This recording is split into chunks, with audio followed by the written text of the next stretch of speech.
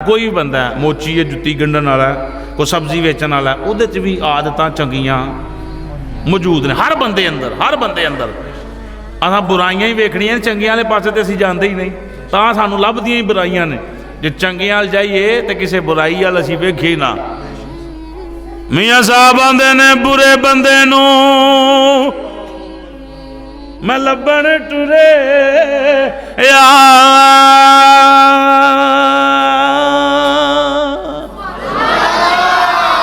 ते मैनू बुरा लबाना कोई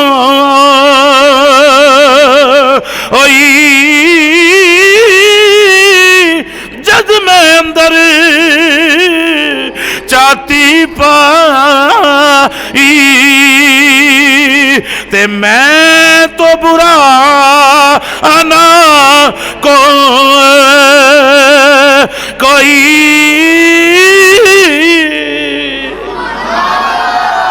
कदी बंदा इधर भी झाती मार ले तो किसी हल कदी भी नहीं वेखेगा। कर भला ते जिन्हें किसी की धी भैन नूं गलत नजर ना वेखना, ओदी कदी बेटी, कदी बहन, कदी बीवी, कदी मां किसी दी नज़रां तो नहीं बच सकती। अगर अपनियां बच्चियां की इज्जत बचाना चाहते हो, अपनियां नज़रां पाक कर लो। अपनियां बेटियां की, बीवियां की, बहनां की, मावां की इज्जत बचाना चाहते हो, अपनियां नज़रां पाक कर लो। तुहाडी मां कोई मैली अख नाल वेखेगा ही नहीं।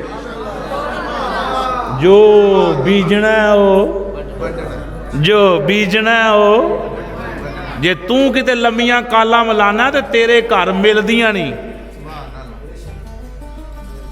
मैं की कह रहा, जे कोई बंदा किते गलत काल करदा वो मत ख्याल रखे कि मेरे घर सारे ही हाजी ने, उहदे घर भी मिली जे काल, यानी जो करना है उन्हें। हजूर फरमाया वो बंदा उतनी देर तक मरेगा नहीं जिन्हें किसी की धी भैन गलत नजर ना वेख्या। उन्नी देर तक उन्हें मौत नहीं आएगी जब तक अपनी बहन बेटी दे नाल किसी नूं गलत नजर ना वेख ना लवेगा। नबी पाक दा फरमान झूठा नहीं हो सकता। हाँ, हाय हाय हाय हाय।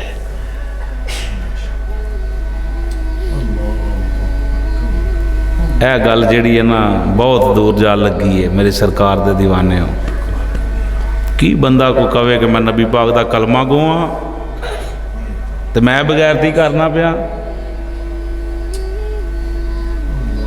नज़र दे अंदर शीशा समझ दो, वो पगला के पाया जाना जिहड़ा बदतमीज़ ऐसा बेगैरत होएगा कोई उहदे डेलियां च। ये तो चलो बाद दियां गल्लां ने ना। वो दुनिया ते जिउंदियां वेखेगा पहला अपनी बेटी नाल किसे नूं, अपनी मां नाल, अपनी बहन नाल, अपनी बीवी नाल, जिहड़ा किसे ते नज़र ताड़ के बहिंदा। बच्चियां दी अच्छी तरबियत करो, दीन सिखाओ। अल्लाह रसूल दे फजल करम दे नाल इन्हां कोल दीन ही आएगा। तो जे इन्हां दो नंबरी सीखनी, वेखो ना एक मिसाल है, नाराज़ ना होना। अज सवेरे सवेरे बच्चों नूं स्कूल छड्ड के बंदा आउंदा है, बच्चा रोंदा है, रोंदा कि नहीं? जिन्होंने पहले तो स्कूल छड्ड के ही रोंदा कि नहीं रोंदा? माँ उत्थे घंटा भी स्कूले बह के आएगी, महीने 2 महीने तक वो रोएगा। वो की किधर लै चलना, क्यों रोआना? आदत पैन रही है, स्कूले जाए करे, स्कूले जाए करे। उत्थे रोंदियां लै जाना तो मसीते रोंदियां क्यों नहीं? इहदी आदत क्यों नहीं पाते? स्कूले तो घंटा भन के आउंदे, मसीते 5 मिनट नहीं बनते। 2 नंबर है दीन नाल कि नहीं? भाई स्कूल जाग छड्डन जाएगा, घंटा घंटा उत्थे भी बहेगा, चुप कर, चीज़ां लियो, टाफियां दिओ, ये करो, वो करो, फलां करो, टमकान करो। उत्थे लैके जाके बह रहे हैं घंटा घंटा, 2-2 3-3 महीने तक उस सिस्टम भी बच्चे का नहीं बनता। वो जिद करदा, अड़ी करदा, छुट्टी नहीं करानी, छुट्टी नहीं करानी, औखा होवे सौखा होवे स्कूले भेजना। तो मैं ये पूछना यार, दीन नाल 2 नंबरी क्यों है? यह काम तो सानू मस्जिद ना करना चाहिए जिहड़ा असीं स्कूल नाल पे करने आ। 7 साल का पुत्तर होवे, बच्ची होवे, नमाज ना पढ़े तो हुक्म है उन्होंने नमाज पढ़ाओ। 10 साल का हो जाए बच्चा, ना पढ़े तो चपेड़ मार के पढ़ाओ। बच्चे नूं झिड़क के मार के, ज़्यादा ना मारो, घड्डी पसली नहीं तोड़नी, यानी डरा के उन्होंने मार के भी नमाज पढ़ाओ। क्यों नहीं पढ़ता? हुण ये तो काम वो करेगा जिहड़ा अब्बा पढ़ने वाला है। ਤੇ ਜਿਹਦਾ ਅੱਬਾ ਨਹੀਂ ਪੜਦਾ ਪੁੱਤਰ ਨੂੰ ਕਿੱਥੇ ਮਸੀਤੇ ਲਿਆਏਗਾ? ਉਹ ਅੱਬਾ ਜੀ ਮਸਜਿਦ ਚ ਆਉਣਗੇ ਤੇ ਆਏਗਾ, ਤੇ ਜੇ ਕੋਈ ਦਾਦਾ ਜੀ ਬੈਠੇ ਨੇ ਤੇ ਉਹ ਵੀ ਆਪਣੇ ਪੋਤਰਿਆਂ ਨੂੰ ਉਂਗਲ ਲਾ ਕੇ ਆਉਣ। ਦਾਦਿਆਂ ਦਾ ਤਾਂ ਉਂਝ ਹੀ ਬੜਾ ਪਿਆਰ ਹੁੰਦਾ ਨਾ, ਤੇ ਉਹ ਲਾ ਕੇ ਆਏ ਮਸੀਤੇ।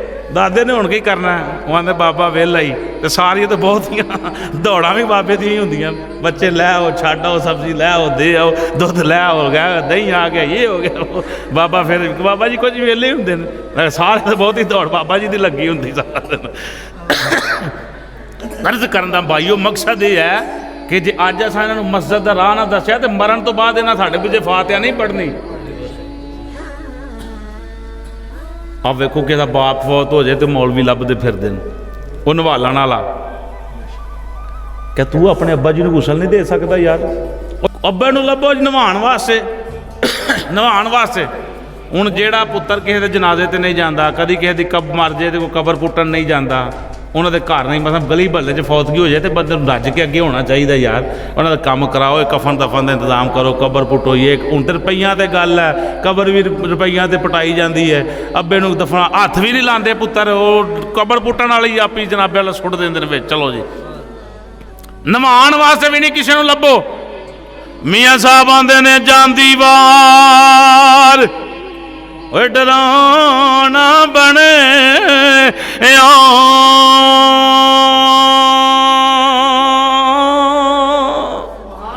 ਜਾਂਦੀ ਵਾਰ, ਤੂੰ ਡਰਾਉਣਾ ਬਣੇ ਤੇ ਹੱਥ ਨਹੀਂ ਲਾਂਦੇ ਡਰ ਦੇ ਜਿਨ੍ਹਾਂ ਲਈ ਤੂੰ ਪਾਪ ਕਮਾਇਆ। ਅੱਜ ਕਿੱਥੇ ਗਏ ਤੇਰੇ ਘਰ ਦੇ? ਓਏ ਲੱਭੀ ਬੁੱਕੀ ਮਿੱਟੀ ਪਾ ਕੇ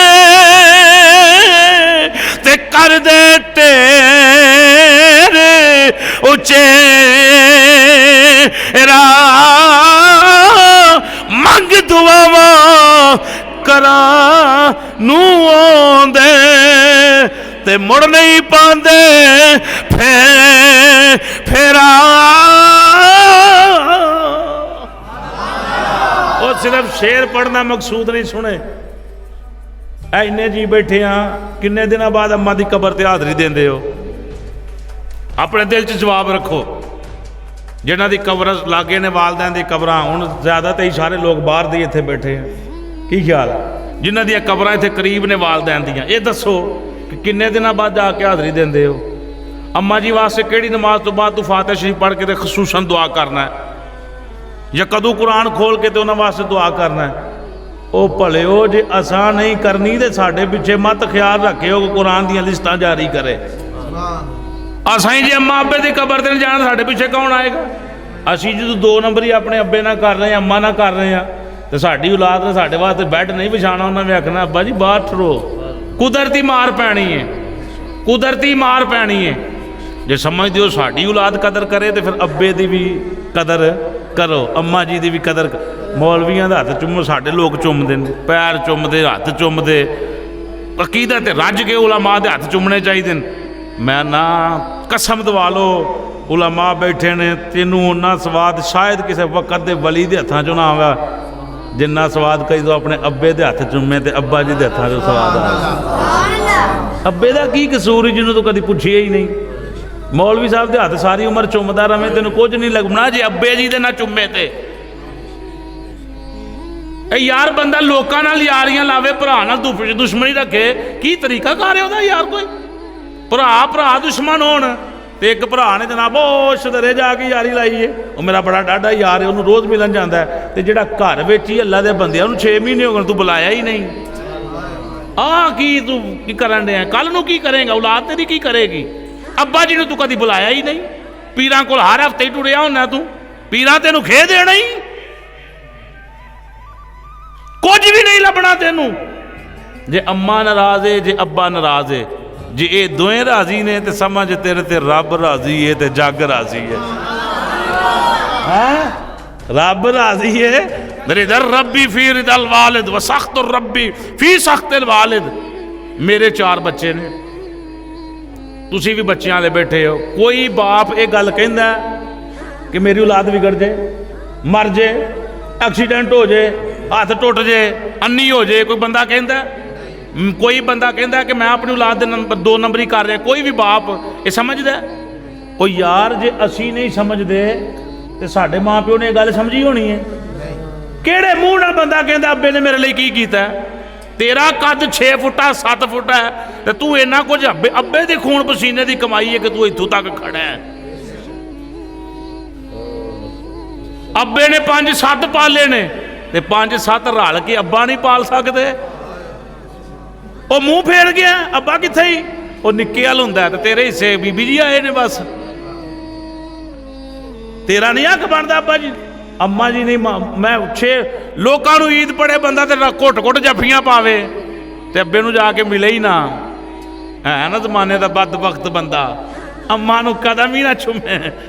ओ भाईया दां जफ्फियां लोगों नाल काम आनियां ने जे पहलां इन्हां दे कदम चुमे ते। कोई समझ आ रही मैं गल कित्थों गल चिड़ी कित्थे निकल गई? तो बच्चियां दे हवाले दे नाल अमल है, बच्चियां नूं तैयार करो तो इंशाअल्लाह अल्लाह रसूल दे फजलो करम दे नाल साडे पिछे कुरान दीयां लिस्टां जारी। हुण वेखो ना, एक बंदा एक और सवाल आ गया, मौजू फिर चंगी गल निकल छिड़ पई है ना भाई। सुनो सुनो, इन्ने बंदे बैठे हैं। हुण बच्ची जो घरों विआही जाती है, हुण तो चलो मैरिज जहाज टुरदी है, आ कुराने पाक फड़ लिया मिसाल के तौर पर, तो इंज भरा ने फड़िया तो टोर दिता घरों, इंज ही गल है।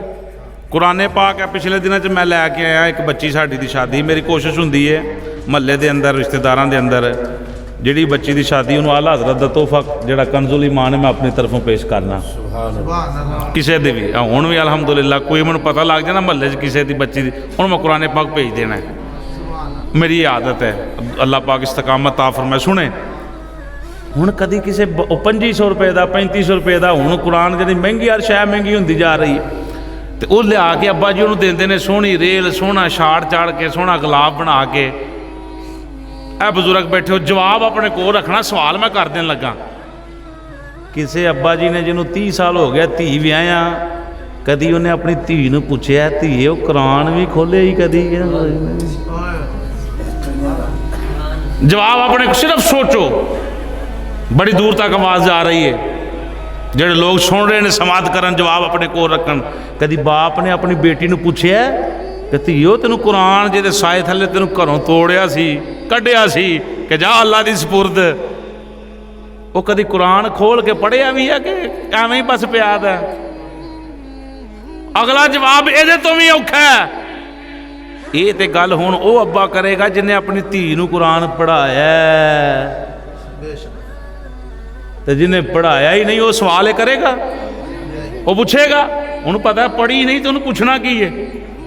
तो जे वो पढ़ाया होए तो फिर अब्बा जी पूछण दे हकदार ने, वो पुत्रा खोलना उन्होंने कि नहीं खोलता, वो धीए नूं पढ़नी है कि नहीं पढ़ती, पढ़िया कर। ये सरमाया ने बच्चे ठंड, ये कोई जनाबे वाला किसी होर पासों तो नहीं आई, इन्होंने भी ठंड लगती, ਜਿਹੜੇ ਘਰਾਂ ਅੰਦਰ ਨੂੰ ਠੰਡ ਲੱਗਦੀ। ਮਸਜਿਦ ਜਿਹੜੇ ਹੁਣ ਇੱਕ ਨਵਾਂ ਰਿਵਾਜ ਚੱਲ ਗਿਆ ਹੋਮ ਟਿਊਸ਼ਨ ਵਾਲਾ, ਨਾਰਾਜ਼ ਨਾ ਹੋਣਾ, ਮੈਂ ਇਹਦੇ ਸਖਤ ਖਿਲਾਫ ਹਾਂ। ਅਗਰ ਅੱਲਾ ਰੁਪਈਆ ਦਿੱਤਾ ਤਾਂ ਕੀ ਮਸੀਤ ਛੱਡ ਦੇਣੀ ਹੈ ਤੁਸਾਂ? ਮੌਲਵੀ ਸਾਹਿਬ ਘਰ ਆਉਣ ਤੇ ਬੱਚੇ ਪੜ੍ਹਾਉਣ, ਯਾਰ ਮੌਲਵੀ ਸਾਹਿਬ ਨੂੰ ਉਂਝ ਹੀ ਮਹੀਨੇ ਦਾ 5000 ਦੇ ਦਿਓ, ਤੁਸਾਂ ਕਦੀ ਵੀ ਨਹੀਂ ਤੁਸਾਂ ਦੇਣਾ। ਉਹਨੇ ਆਣਾ ਨਹੀਂ ਦੇਣਾ, ਮੌਲਵੀ ਬੱਚਾ ਪੜ੍ਹਾਉਣ ਆਉਣ ਤੇ ਫਿਰ ਦਿਆਂਗੇ।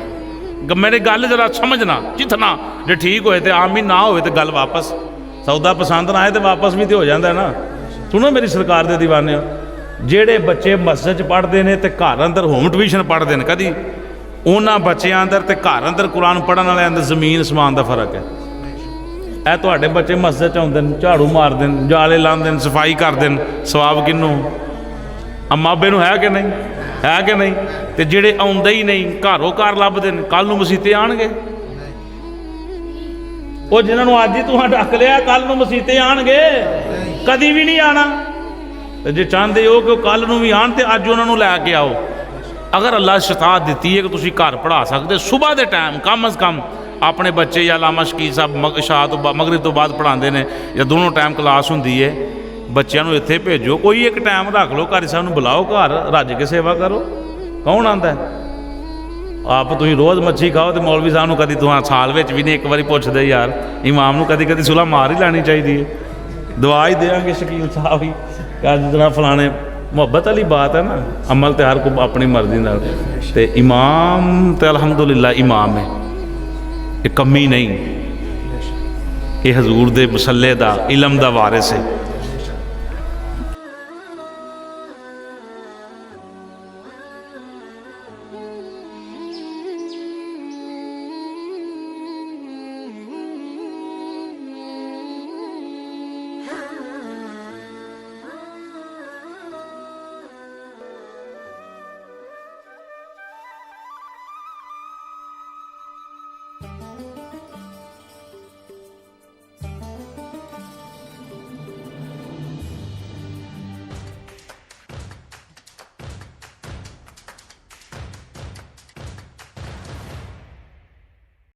Mm-hmm.